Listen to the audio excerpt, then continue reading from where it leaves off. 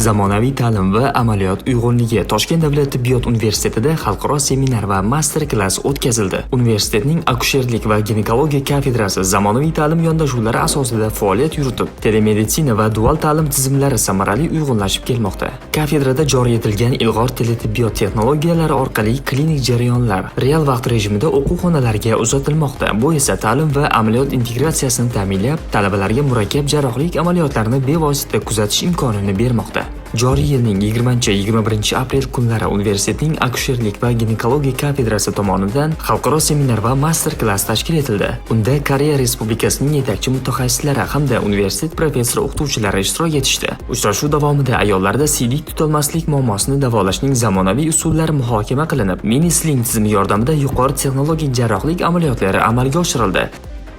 안녕하세요. Meni Toshkent davlat tibbiyot universiteti professor taklif qildi va shu sababli Koreyadan tashrif buyurdim. Men siydik tutolmaslik kasalligi bilan og'rigan bemorlarni operatsiya qilmoqdaman.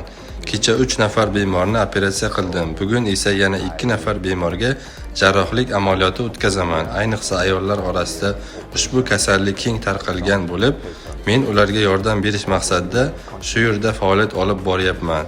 Kelgusida Toshkent davlat tibbiyot universiteti bilan doimiy hamkorlik va tajriba almashish orqali tibbiyot rivojiga katta hissa qo'shishga umid qilaman. Ushbu amaliy mashg'ulotlar yosh mutaxassislar va talabalarga xalqaro tajribani o'rganish, kasbiy ko'nikmalarni mustahkamlash imkonini yaratdi. Mazkur seminar tibbiyot ta'limi sifatini oshirish, innovatsion texnologiyalarni joriy etish hamda xalqaro hamkorlikni rivojlantirishga muhim ahamiyat kasb etadi.